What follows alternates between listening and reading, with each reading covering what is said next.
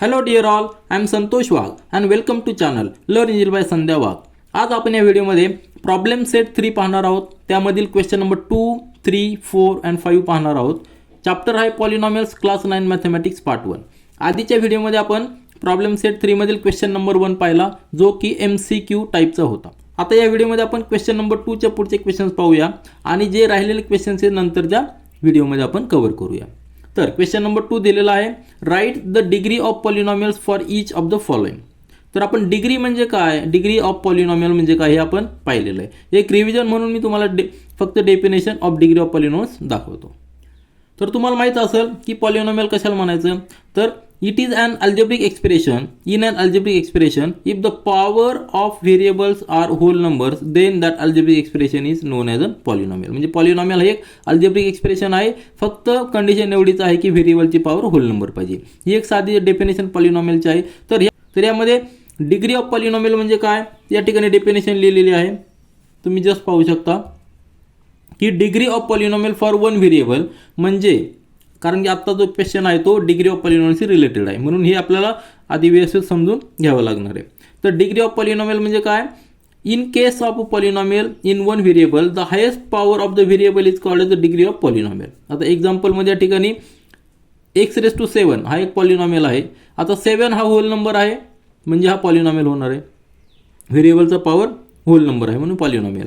तर या ठिकाणी जी 7 पॉवर आहे त्यालाच आपण डिग्री म्हणणार, कारण सिंगल टर्म आहे. परंतु नेक्स्ट एक्झाम्पलमध्ये पहा, या ठिकाणी 3 टर्म्स आहेत, y⁻4 + 3y + 7. त्या 3 टर्म्स आहेत, त्यामुळं आपल्याला काय करावं लागणार, इंडिव्हिज्युअल टर्मची पॉवर बघावं लागणार आहे.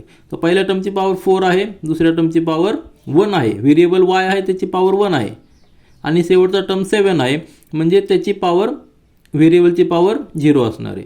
तर मॅक्झिमम पॉवर कुठली, 4 आहे, म्हणून ह्या पॉलिनॉमियलला डिग्री ऑफ पॉलिनॉमियल किती असणार आहे, 4 असणार आहे. आलं लक्षात. आणि जेव्हा व्हेरिएबल्स मल्टिपल व्हेरिएबल असतात त्यावेळी खाली दिलेलं, आपण खालचे डेफिनेशन एकदा पाहू शकतो, जेव्हा मल्टिपल व्हेरिएबल असतात त्यावेळी काय करायचं, तर जे टर्म्समधले जे व्हेरिएबल्स असतात, या ठिकाणी हा एक पॉलिनॉमियल दिलेला आहे, x⁻7 + x⁻7 × y⁻2 + x⁻5 × y⁻7 + 3 हा एक पूर्ण पॉलिनॉमियल दिलेला आहे. यामध्ये 3 टर्म्स आहेत. तर प्रत्येक टर्ममध्ये जे व्हेरिएबल्स आहेत, या ठिकाणी x पण आहे y पण आहे, तर दोघांची जी पॉवर त्यांची ॲडिशन करायची. आता या ठिकाणी ॲडिशन केलेली आहे, 7 + 2 9. नंतर ह्या टर्ममध्ये x आणि y दोघांची पॉवरची ॲडिशन 5 + 7 12, आणि शेवटचं टर्म कॉन्स्टंट आहे म्हणजे तो 0 असणार आहे. तर यामध्ये जो मॅक्झिमम नंबर असेल, या ठिकाणी 12 मॅक्झिमम नंबर आहे, म्हणजे डिग्री किती झाली, 12 झाली. ह्या पॉलिनॉमियलची डिग्री 12 झाली. म्हणजे जेव्हा मल्टिपल व्हेरिएबल्स असतात त्यावेळी पॉवरची ॲडिशन करायची, आणि जेव्हा सिंगल व्हेरिएबल असेल त्यावेळेस टर्ममध्ये ज्याची मॅक्झिमम पॉवर आहे व्हेरिएबलची तीच डिग्री त्या पॉलिनॉमियलची असते. तर याचा रेफरन्स घेऊन आपण आपलं एक्झाम्पल सॉल्व्ह करूया. तर आपल्याला 3 सब क्वेश्चन दिलेले आहेत. त्यामध्ये पहिला पॉलिनॉमियल आहे 5 + 3 × x⁻4. आता या ठिकाणी 2 टर्म्स आहेत, एक 5 आहे आणि दुसरी टर्म आहे 3 × x⁻4. परंतु आपल्याला डिग्री ऑफ पॉलिनॉमियल पाहताना फक्त व्हेरिएबलची पॉवर पाहिजे, कॉन्स्टंटची पॉवर पाहून उपयोग नाही, कारण कॉन्स्टंटला किती जरी पॉवर असली तरी आपण ते सॉल्व्ह करून त्याला सिंगल पॉवर आणू शकतो. मग व्हेरिएबलची पॉवर, त्या ठिकाणी व्हेरिएबल x आहे, तर एक्सची पॉवर किती, 4 आहे 2 टर्ममध्ये. आता हाच आपण कसा लिहू शकतो, 5 × x⁻0 + 3 × x⁻4. आता याला आपण x⁻0 लिहिला, का लिहिला, फक्त व्हेरिएबल ॲड करण्यासाठी लिहिला. x⁻0 म्हणजेच 1, म्हणजे आपण व्हॅल्यू चेंज करत नाही. तर या ठिकाणी व्हेरिएबलची पॉवर 0, म्हणजे ह्या टर्मची पॉवर 0 आहे आणि ह्या टर्मची पॉवर 4 आहे. मग मॅक्झिमम कुठली, 4, म्हणजेच या ठिकाणी काय येणार आहे आपल्याला, degree of polynomial is 4, maximum power of variable that is 4. तो डिग्री इज ऑल्सो 4. तसंच आता या ठिकाणी 7 हा कॉन्स्टंट आहे, परंतु आपण 7 कसं लिहू शकतो, आपल्याला व्हेरिएबलची पॉवर पाहिजे, कॉन्स्टंटची पॉवर पाहिजे नाही. तर व्हेरिएबल आपल्याला ॲड करावं लागेल.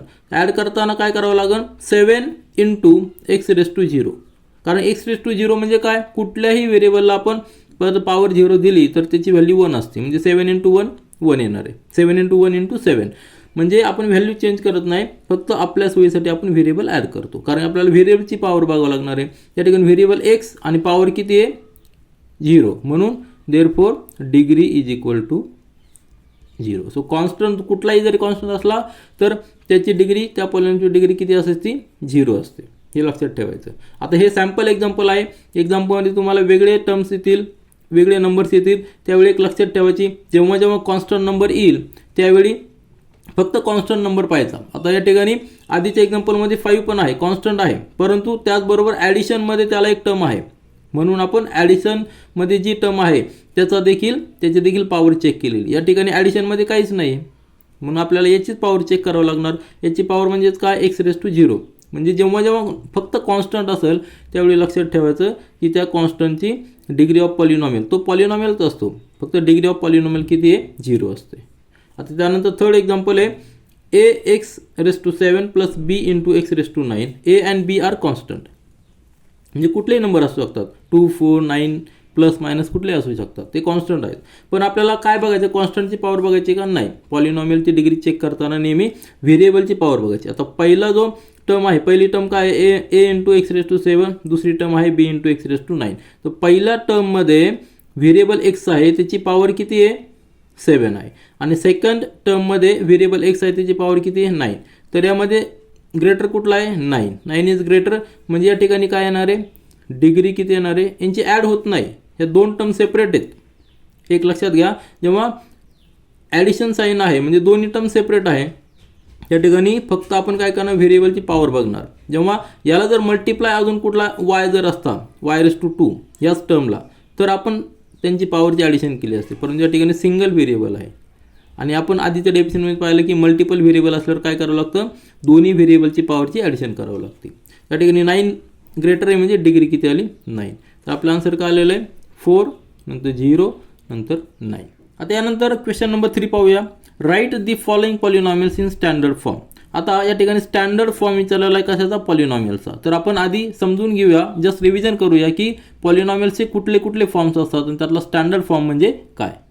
या क्वेश्चनमध्ये आपल्याला विचारलेलं स्टँडर्ड फॉर्म. तर फॉर्म्स ऑफ पॉलिनॉमियल्स कुठले कुठले आहेत, स्टँडर्ड फॉर्म असतो, त्यानंतर इंडेक्स फॉर्म असतो, कोएफिशियंट फॉर्म असतो. तर स्टँडर्ड फॉर्म म्हणजे काय, polynomial is return in the descending power of variables. म्हणजे पॉलिनॉमियल जे व्हेरिएबल्स असतात त्यांची जी पॉवर असते ती डिसेंडिंग ऑर्डरमध्ये लिहायची. आता या ठिकाणी x⁻4 आहे, x हा व्हेरिएबल आहे, इथं पण x व्हेरिएबल आहे, इथं पण x व्हेरिएबल आहे.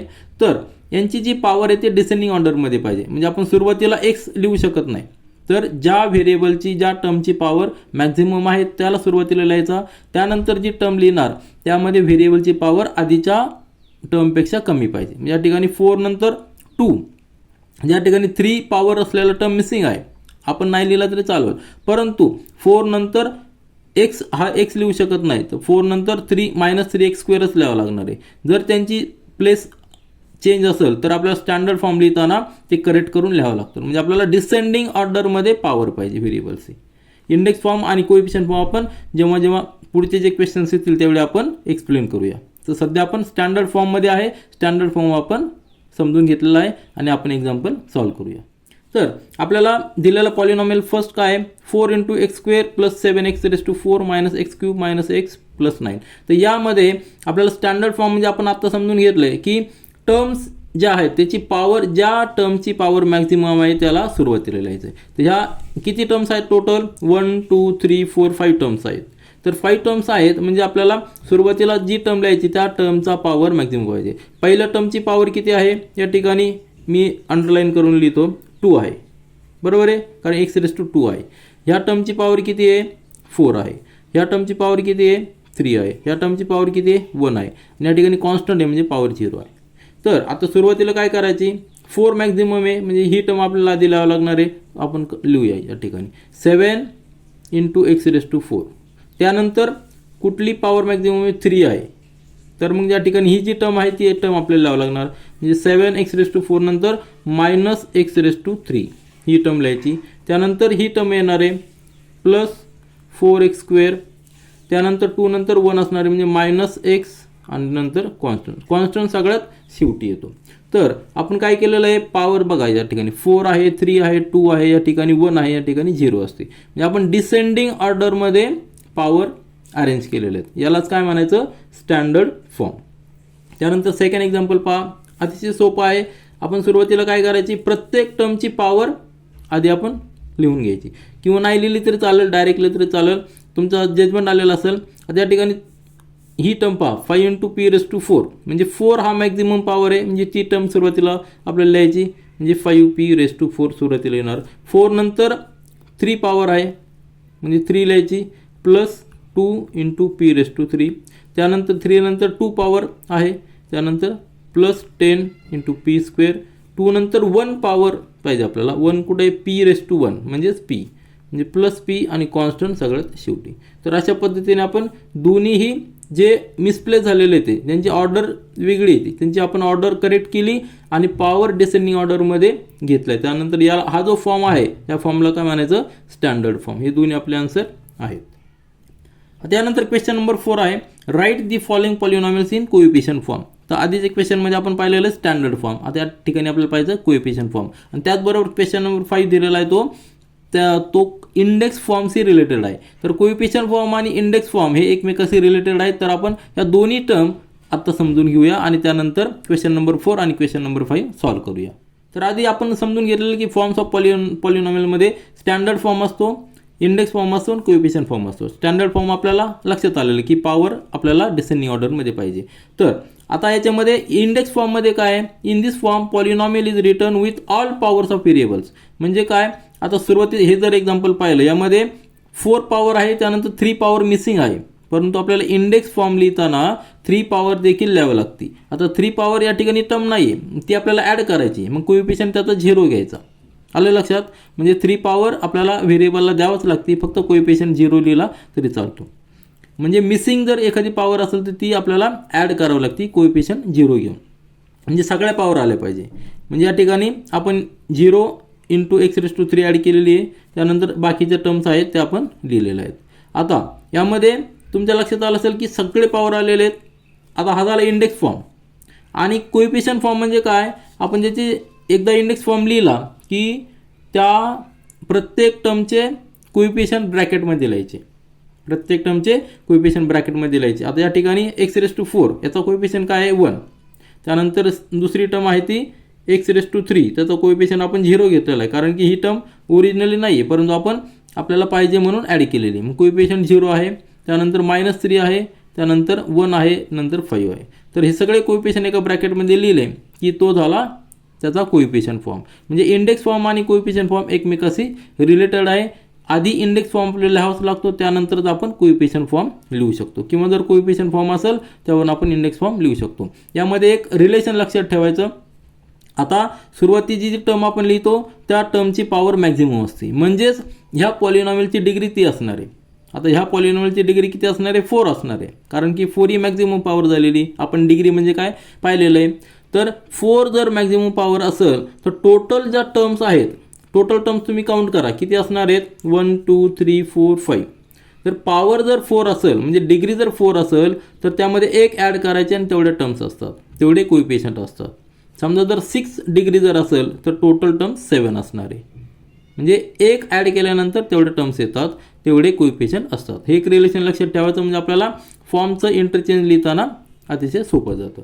तर आपण आपले क्वेश्चन सॉल्व्ह करूया. तर या ठिकाणी पहिलं एक्झाम्पल दिलेलं आपल्याला एक्स रेस टू 4 + 16. तर आपल्याला कोइफिशियंट फॉर्म लिहिण्यासाठी आधी त्याचा इंडेक्स फॉर्म लिहावा लागणार. इंडेक्स फॉर्म म्हणजेच काय, तर आपल्याला सगळे पॉवर आलेलं पाहिजे. तर मी एक रिलेशन सांगितलेलं आहे की जी डिग्री असते ती डिग्री जेवढी असेल ती डिग्री, त्या डिग्रीमध्ये एक ॲड केला की नंबर ऑफ टर्म्स येतात, नंबर ऑफ टर्म्स येतात. तर आपल्याला टोटल नंबर ऑफ टर्म्स म्हणजे कोइफिशियंट आपल्याला या ठिकाणी फाइंड आउट करावं लागतील. या ठिकाणी डिग्री 4 आहे, म्हणजे टोटल टर्म्स किती यायला पाहिजे, 5 यायला पाहिजे ह्या एक्झाम्पलमध्ये. तर आता या ठिकाणी 4 पॉवर आहे, त्यानंतर 3 2 1 पॉवर असलेले टर्म मिसिंग आहे, ते आपल्याला ॲड करावं लागतील. याचा इंडेक्स फॉर्म काय येणार आहे, आधी सुरुवातीला आपल्याला इंडेक्स फॉर्म करावा लागणार, त्यानंतर आपण कोइफिशियंट फॉर्म घेऊ शकतो. इंडेक्स फॉर्म कसा येणार आहे, एक्स रेस टू 4 पहिली टर्म आहे, त्यानंतर दुसरी टर्म आपल्याला ॲड करायची प्लस एक्स रेस टू 3 ही ॲड करावं लागणार आहे, पण सुरुवातीला मिसिंग आहे ओरिजिनल, या ठिकाणी कोइफिशियंट 0 द्यायचा. त्यानंतर प्लस एक्स रेस टू 2 देखील मिसिंग आहे, ती पण आपल्याला घ्यायची आहे, कारण 4 नंतर 3 3 नंतर 2 लिहायचे. कोइफिशियंट या ठिकाणी 0 द्यायचा पुन्हा, म्हणजे व्हॅल्यू चेंज होणार नाही. त्यानंतर एक्स देखील ॲब्सेंट आहे, म्हणजे एक्स पण घ्यावं लागणार आहे, कारण एक्स रेस टू 1 म्हणजेच एक्स, त्याला कोइफिशियंट 0 द्यायचा आणि +16 आहे तर +16 आपल्याला ओरिजिनल लिहायचं. तर हे इक्वेशन आहे ते तुम्ही लक्षात ठेवा. तर +16 आपण ॲड करणार आहोत. शेवटची कॉन्स्टंट ती आहे म्हणजे आपण डिग्री या ठिकाणी 4 आहे म्हणजे टर्म्स किती यायला पाहिजे 5 यायला पाहिजे. 1 2 3 4 5 आल्या 5. आता याचा कोइफिशियंट फॉर्म कसा येणार आहे. कोइफिशियंट फॉर्म आपण आत्ता बघितलं की कोइफिशियंट फॉर्म लिहिताना काय करावं लागतं आपल्याला फक्त जे कोइफिशियंट आहे ते ब्रॅकेटमध्ये लिहायचे. आता पहिल्या टर्मचा कोइफिशियंट किती 1, दुसऱ्या कॉमा द्यायचा, दुसऱ्या टर्मचा कोइफिशियंट 0, तिसऱ्या टर्मचा कोइफिशियंट 0, चौथ्या कोइफिशियंटचा टर्म पहिलं चौथी टर्म त्याचं कोइफिशियंट 0 आणि शेवटी 16 कॉन्स्टंट आहे. म्हणजे टोटल कोइफिशियंट किती झाले 1 2 3 4 5. 5 का झाले कारण डिग्री 4 आहे. म्हणजे हा झाला कोइफिशियंट फॉर्म कशाचा या x⁴ + 16 ह्या पॉलिनॉमियलचा. तर असं सेकंड एक्झाम्पल आपण पाहूया. सेकंड एक्झाम्पल काय दिलेलं आहे. तर आता हे सेकंड एक्झाम्पल दिलेलं आहे m⁵ + 2m² + 3m + 15. तर सुरुवातीला आपण स्टँडर्ड फॉर्म या ठिकाणी आहेच आहे कारण की सगळे डिसेंडिंग ऑर्डरमध्ये आहेत. पॉवर काही मिसिंग आहेत परंतु पॉवर एकदम डिसेंडिंग ऑर्डरमध्ये आहेत. 5 नंतर 2, 2 नंतर 1, 1 नंतर 0 म्हणजे त्यांची ऑर्डर मिसमॅच नाही आहे. म्हणजे 2 आधी आहे नंतर 5 असं नाही. तर हा स्टँडर्ड फॉर्ममध्ये आहे परंतु आपल्याला कोइफिशियंट फॉर्म घेण्यासाठी आधी काय करावं लागणार आहे इंडेक्स फॉर्म घ्यावा लागणार आहे. आता इंडेक्स फॉर्म घ्यायचा म्हणजे काय इंडेक्स फॉर्ममध्ये आपण स्टँडर्ड फॉर्ममध्ये ॲड करतो. काय ॲड करतो ज्या मिसिंग टर्म आहे त्या ॲड करतो. आता पॉवर 5 आहे त्यानंतर आपल्याला 4 पॉवर असलेली टर्म मिसिंग आहे तर ती आपल्याला ॲड करावं लागणार.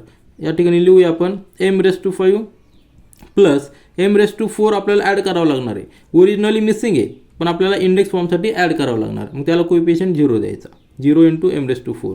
तसंच m⁵ देखील मिसिंग आहे मग त्याला देखील कोइफिशियंट 0 द्यायचा. पण m² आहे म्हणजे ती टर्म आपल्याला लिहावं लागणार आहे 2m². ऑर्डर लक्षात ठेवायची डिसेंडिंग ऑर्डरच ठेवायची परंतु ज्या मिसिंग आहे त्या देखील ॲड करायच्या. आता 3 × m म्हणजेच का m⁴ असं देखील आपण लिहू शकतो आणि कॉन्स्टंट आहे +15. तर ह्या झाल्या टोटल टर्म्स कशासाठी इंडेक्स फॉर्मसाठी.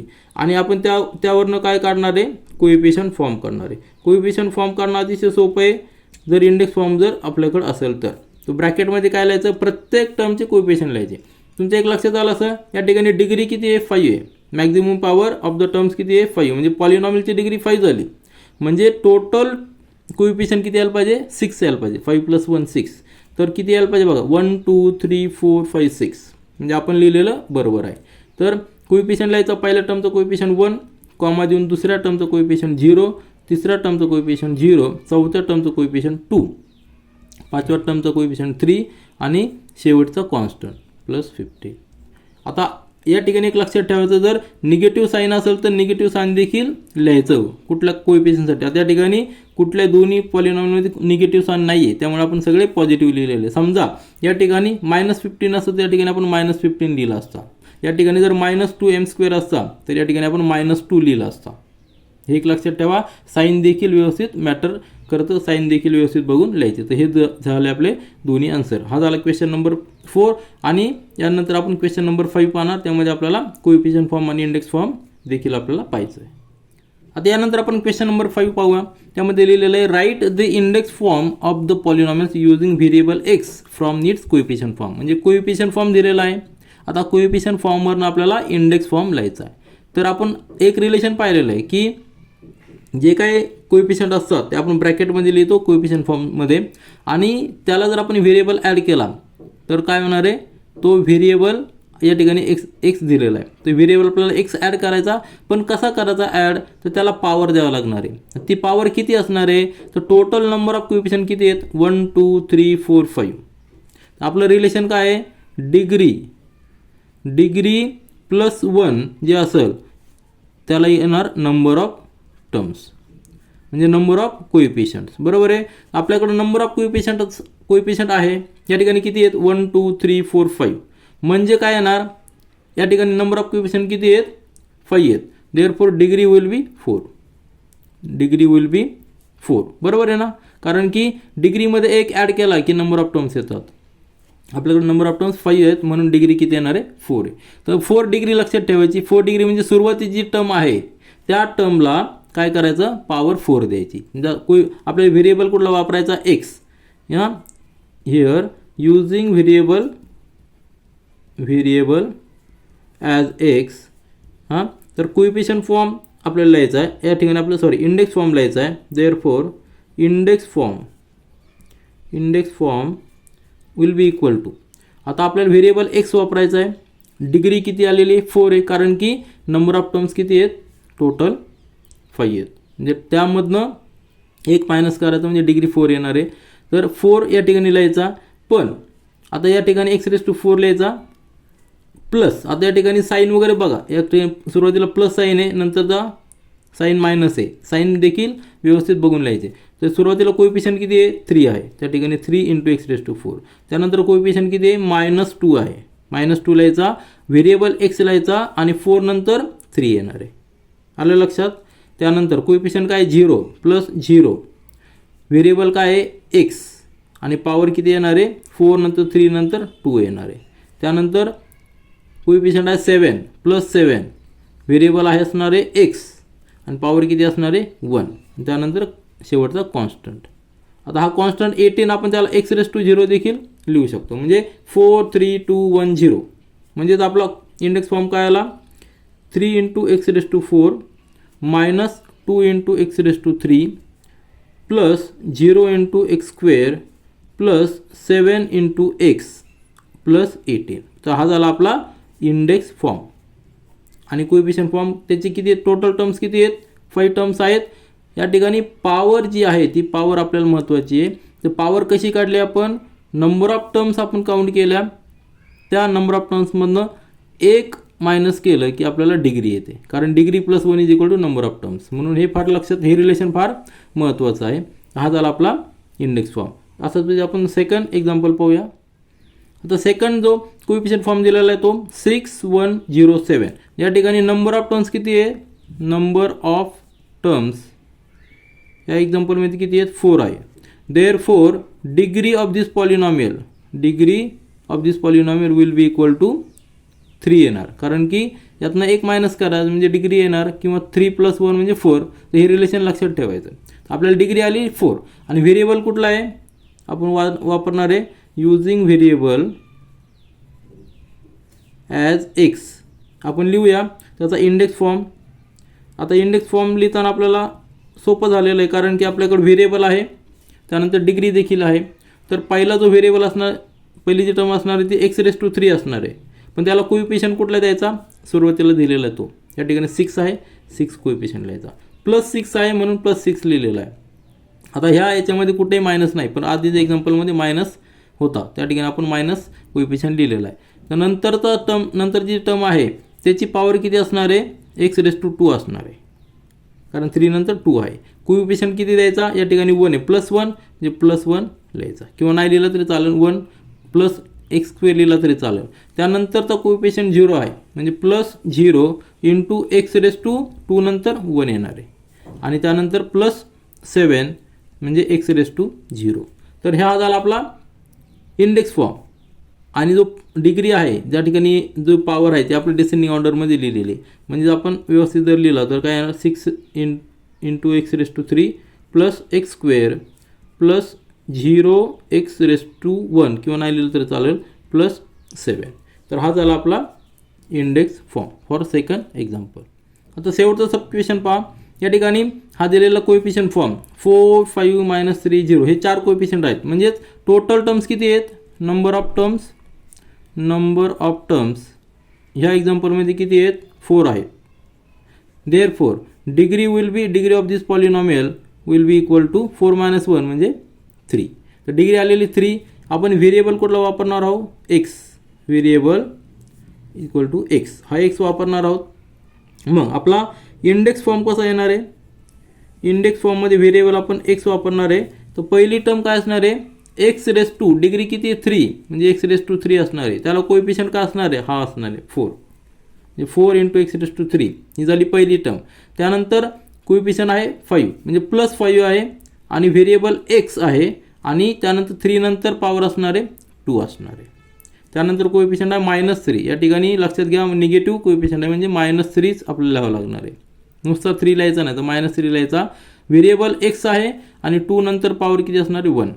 त्यानंतर कोइफिशियंट आहे 0, या ठिकाणी 0 आहे, म्हणजे 0 इंटू एक्स रेस टू 0, कारण की 3 2 1 0 आपण डिसेंडिंग ऑर्डरमध्ये लिहिलं आहे. म्हणजे आपला फॉर्म कसा होणार आहे, 4x³ plus 5 into x square minus 3x, कारण या ठिकाणी एक्स रेस टू 1 लिहायची गरज नाही, आणि 0 into x raise to 0, x raise to 0 म्हणजे 1, 1 इंटू 0 म्हणजे 0, म्हणजे हा कॉन्स्टंट 0 आहे. या ठिकाणी ह्या पॉलिनॉमियलला कॉन्स्टंट 0 आहे, परंतु कोएफिशियंट फॉर्ममध्ये तो 0 लिहावा लागतो, कारण आपल्याला total number of terms count करावे लागतात.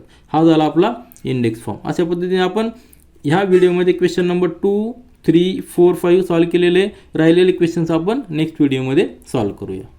दिस is all for this video. Thank you.